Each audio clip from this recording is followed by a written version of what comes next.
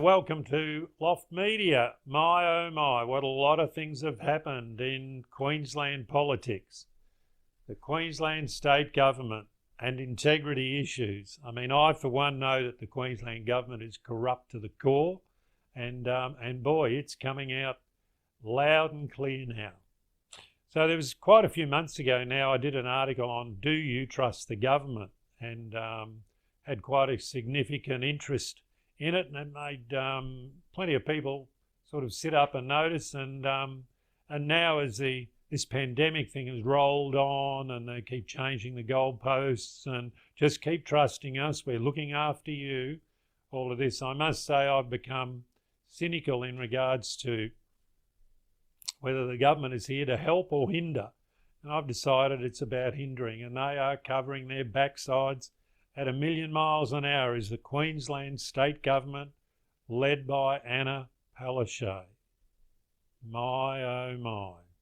So I'll just read, this is some articles from the papers during the last week, and what a week it's been.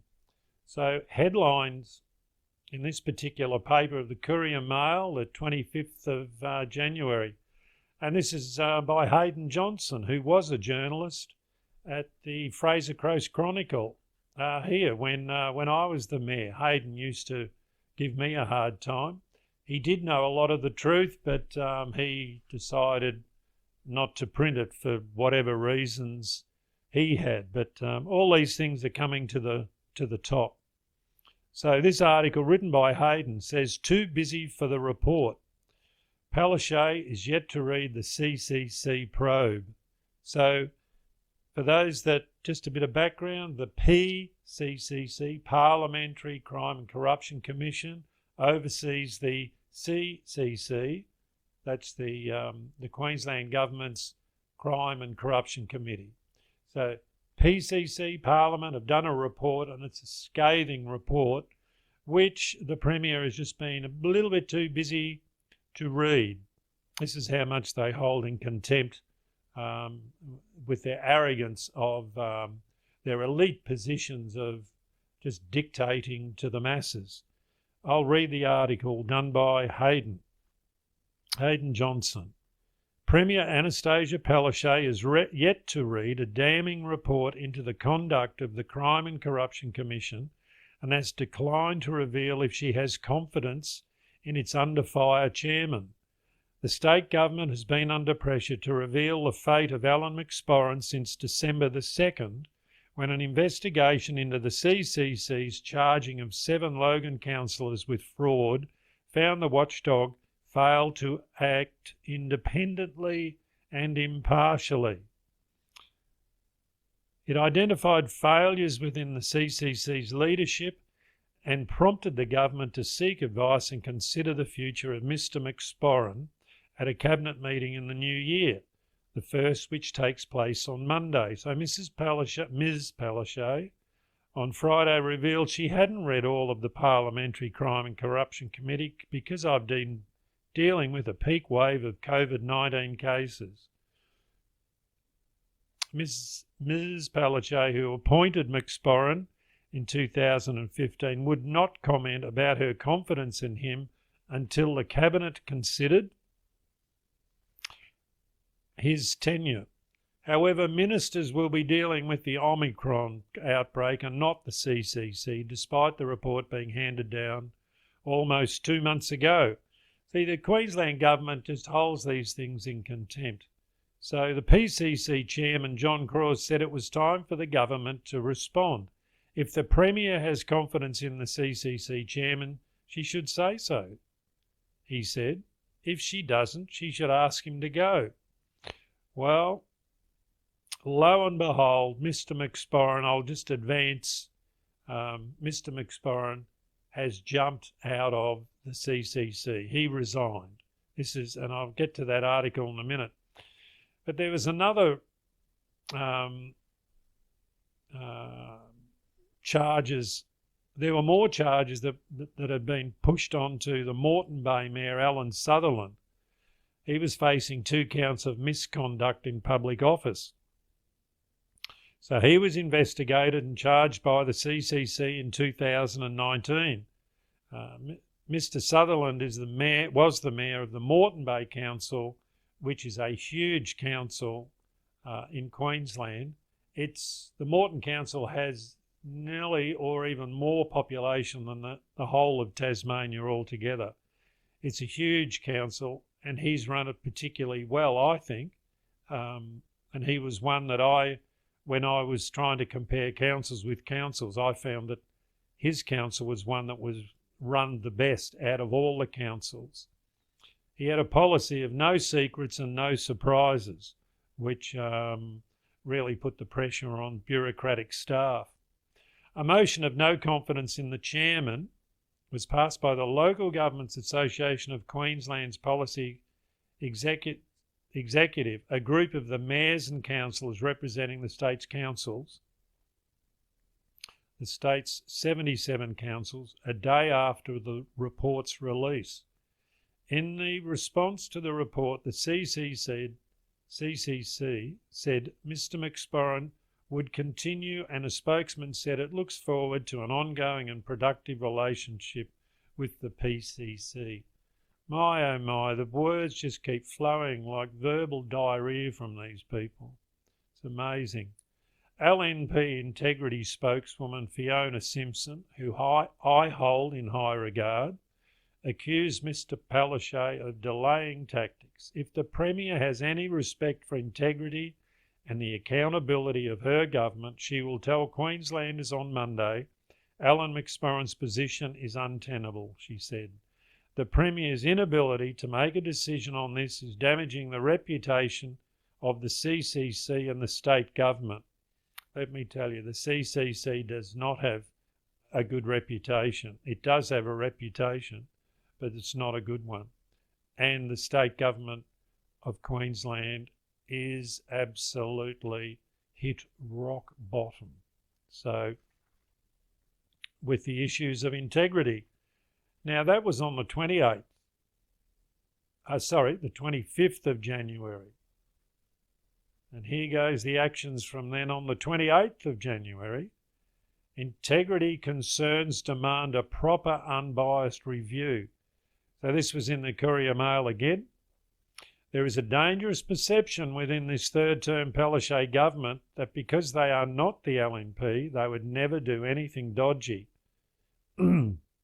And that therefore the normal accountability and oversight measures that voters rely on to ensure corruption never again takes hold amongst those with the power in our state need not apply to them. This is wrong, it is dangerous, and it must be called out. So those good and honest people within the Labor caucus, I would like to see them named, including, of course, Premier Anastasia Palaszczuk herself, should take note of the lessons of history and not assume those lessons could never apply to their administration. The reason corruption was able to take hold back in the Jelke-Petersen government was because those later found guilty of it were initially convinced they would simply not get caught. History has repeated itself, primarily because the watchdogs we now take for granted did not exist. Wrongdoing started slowly with a few bad eggs, but over time, as those guilty of misconduct got away with it, the problems became institutionalised.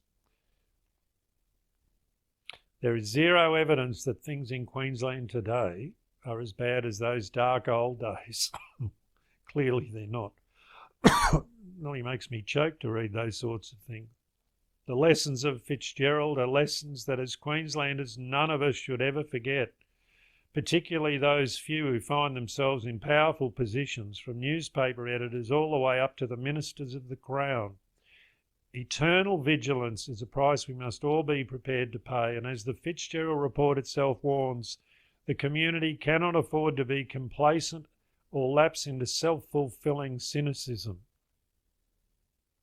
It is for that reason it's vital the warnings issued publicly this week by both the state's departing Integrity Commissioner and the state's immediately past official archivist must not be dismissed.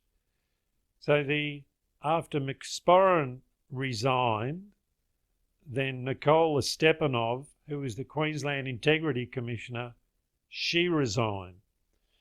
last Friday. She had long, as I'll just start that again. The Integrity Commissioner Nicola Stepanov resigned last Friday.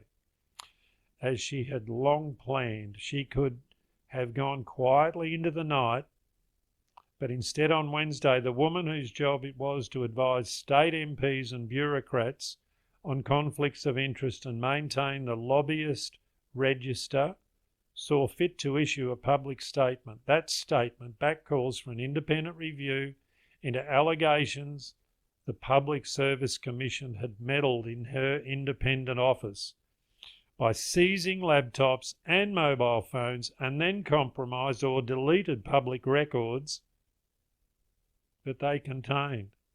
Can you imagine the integrity officer? So someone has got question marks about the integrity officer, then they take on the authority of going to steal her computer and then try to erase it. I mean, from what I understand, it's near impossible to erase anything from a computer because it can always come back, but that's for smarter people than me.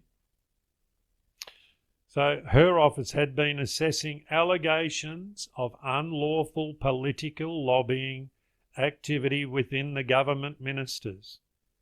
It was suspected highly sensitive material had been transferred without authorisation onto the laptop in the weeks before the state election in 2020. My, oh my, Labor does it well. Ms. Stepanov had for months last year unsuccessfully sought approval for more financial approval for a forensic examination of the laptop.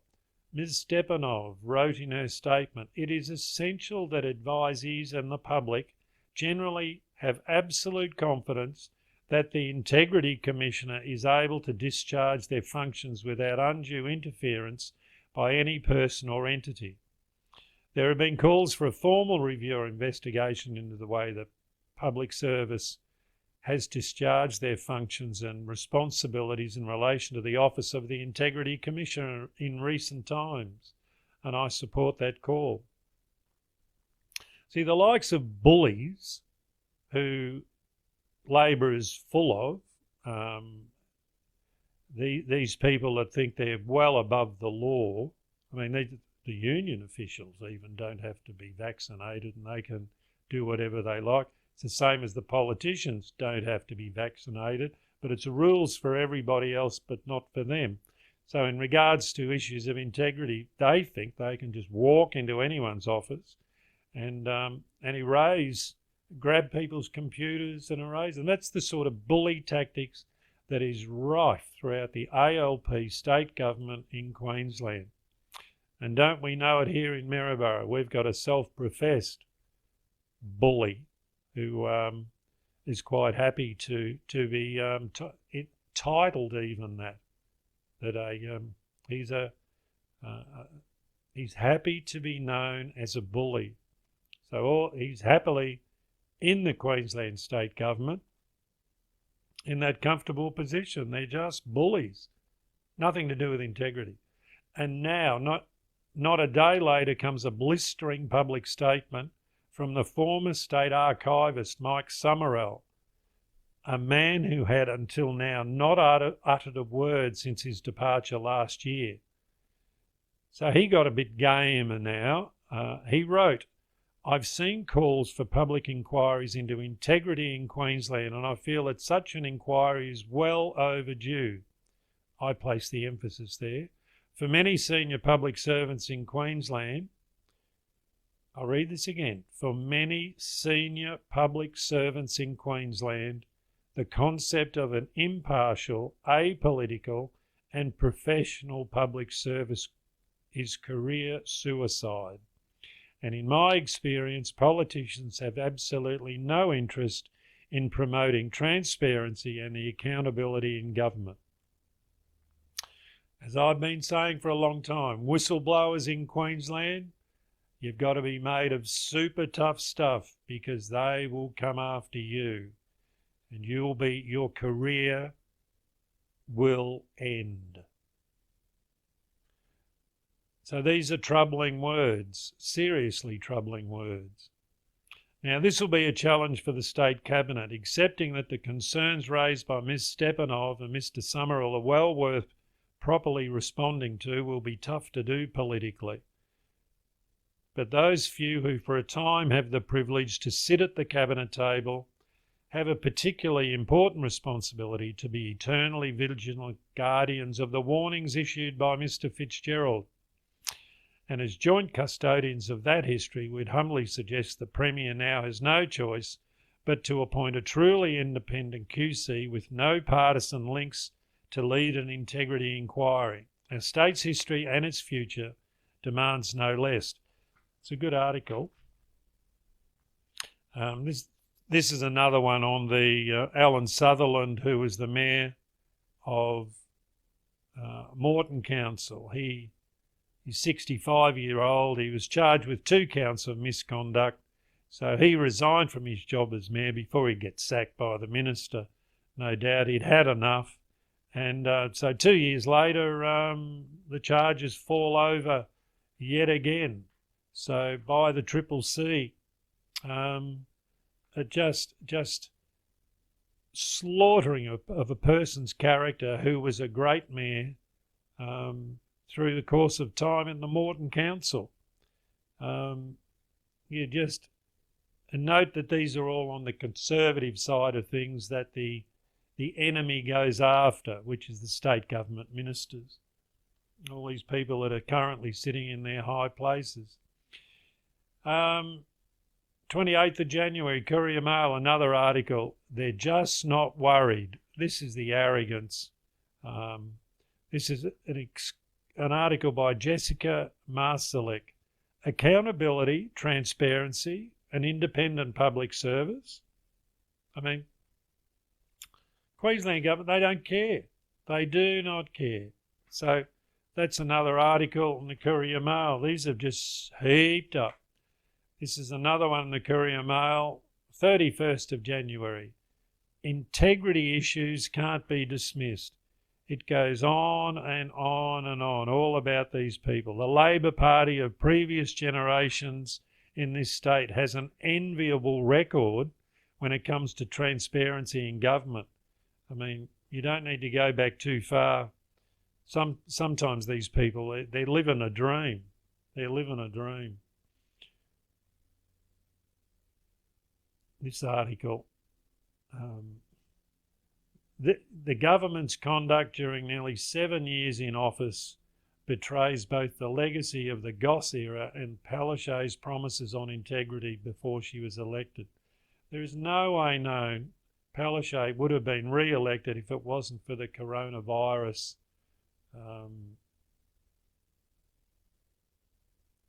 pandemic, influenza that it is. I mean, that when all that comes out, I think you'll find that this has been a bit of an overkill, so to speak. It's just about government seizing control, and most people now are starting to see that with the government just hanging on by a thread. They shouldn't be there. And if we had a decent governor, the governor should sack this government of Queensland. But once again, the deal's been done. The governor of Queensland is the former Chief Health Officer. So the government has played and plonked their people in places. Queensland is in a terrible position. Another article here by Jessica Marsalek again on a failure to admit mistakes are made. For an administration elected on the promise of accountability and transparency, this is a blow. Many will read Mike Summerall's no-holds-barred assessment and be blown away by how the internals of this government are apparently functioning. Well, I know how this state government functions. They're wicked to the core. The article goes on. The Premier has an army of social media staff dedicated to airbrushing her public image. Never the intention of a press secretary. Once again, truth and the ALP in Queensland are two words that cannot be put together. We have ministers shy of scrutiny with an inability to take responsibility for much of anything. Has anyone seen Stephen Miles around lately when the pressure is on? He's not there. Sterling Hinchcliffe, watch them depart the ship like cockroaches when the sprayer comes into the building. And now we've just learned today that Mr. Fitzgerald, who ran the Fitzgerald inquiry back nearly 40 years ago, the ALP have made a politically strategic and not sincere appointment. So Mr. Fitzgerald, he's now 80 years old, is coming back to sort out this mess and do an inquiry, full inquiry into the CCC. I'm amused thinking that the ALP has no one that they could recommend to take on this issue of integrity in Queensland and transparency. Mr. Fitzgerald, he's 80. I mean, good on you. That's a very mature age to be thrown back into the fray of this wicked den of state ministers in Queensland. Watch this space. We'll pull no punches. We will be doing a submission to this inquiry, and I'll be telling the truth about the Fraser Coast Council and what really went on. This will be a chance for many others to come forward and sprout the truth. It's not just the Fraser Coast Council too. There are many councils in Queensland that I'm well aware of that people have been silenced and truth and accountability has been squashed. People's careers have been ruined, their reputations have been ruined, all by this juggernaut of wicked people who are in the ALP, State Government of Queensland.